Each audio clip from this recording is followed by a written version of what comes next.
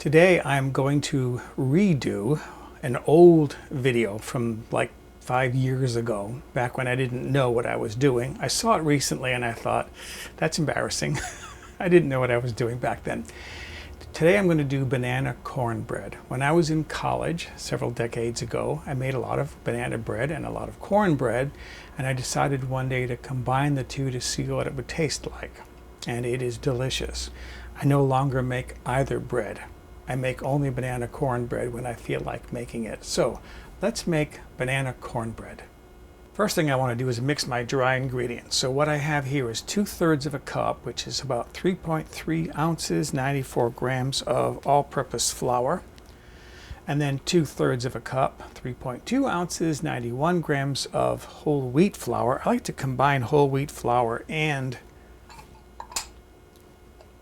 all-purpose flour in this. I think it's a nice combination, a little more health value. And then I have 2/3 of a cup, which is 3.4 ounces, or about 96 grams of yellow cornmeal. And then I have 2/3 of a cup again. This is 4.8 ounces, 136 grams of granulated sugar. And then to this, I'm going to be adding 1/2 teaspoon of salt and 2 teaspoons of baking powder. And then you want to just mix that up until it's well blended. My dry ingredients are mixed. I'm ready to do the wet ingredients. First of all, bananas. You need about a cup of mashed bananas. I just figured 2 medium bananas. That seems to be about right.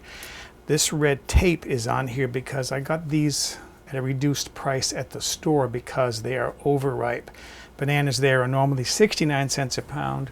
These were 39 cents a pound, but I bought them because that's exactly what I want, is overripe bananas.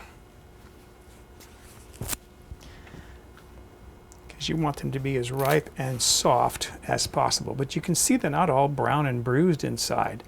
They're fine. If you want to know how much banana flesh there is here, I weighed these 2 peeled bananas and together they came to about 8 ounces, which is about 227 grams.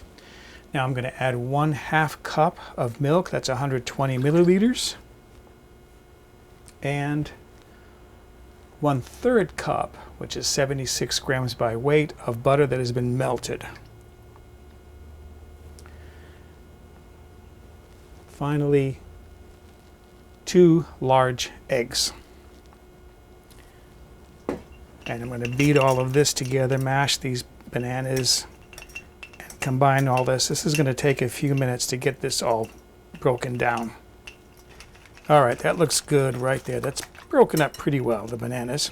You could at this point add a tablespoon of lemon juice. If you like your bread a little bit on the tart side, that's optional. I'm going to go back to my dry ingredients. And then I'm going to pour my wet ingredients into the dry. Spoon those out. And then I'm going to use a rubber spatula spoon kind of thing to start mixing this. And another thing I'm going to do is I'm going to add about 1/2 cup, 2.2 ounces, 62 grams of chopped nuts. These are optional. I never add nuts because my mom had done told me many years ago that the nuts make banana bread dry. And yes, that's a plane going over. But I've never tried it in banana cornbread, so I thought today I'm going to try putting nuts in. Those were, by the way, chopped pecans. You want to just mix that to the point where it's mixed together. You don't want to overmix it. I'm ready now to transfer this to a baking pan. So I have a baking pan here. You can grease it, or in my case, I lined it with parchment paper. I'm going to put my batter in there. In the meantime, I need to tell you that I've been heating my oven to 350 degrees Fahrenheit, which is about 175 degrees Celsius. Okay, it looks like I have all of that in there. And then I'm just going to scrape out my bowl, or my spoon rather. I don't have kids that I can hand them this and say, go ahead, you can lick the bowl and the spoon.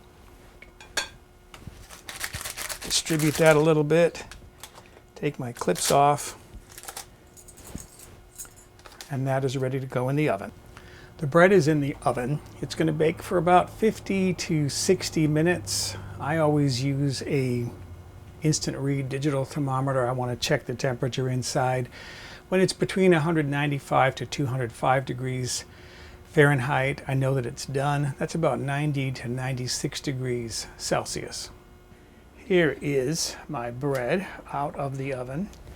I actually left this in for just over an hour to get the internal temperature up to where I wanted to see it. You let it cool for 5 to 10 minutes inside the pan, and then it can be taken out and placed on a rack to cool thoroughly. My bread now has cooled to the point where I'm ready to cut into this.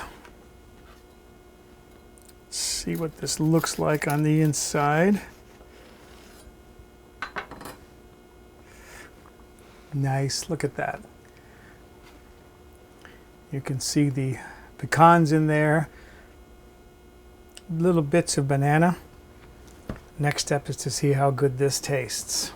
One of my favorite ways of eating quick breads is to spread it with some cream cheese. You can put butter on it. Butter would certainly be good.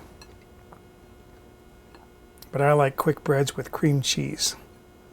All right, let's see what that tastes like. Okay, let's see what I've got here.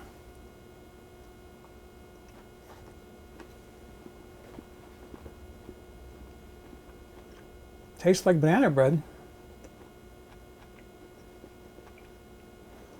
But it has a little bit of the texture of cornbread. How about the nuts? I would say yes, it's a little bit dry compared to what I'm accustomed to, but it was a good experiment. I think if I were to make this again, I would try without the pecans in it. Otherwise, it's delicious. So excuse me, I'm going to go enjoy my afternoon snack of banana cornbread. For a printable PDF copy of this recipe with step-by-step photographs, visit my website, mobilehomegourmet.com, and look on the home page or in the recipe archive.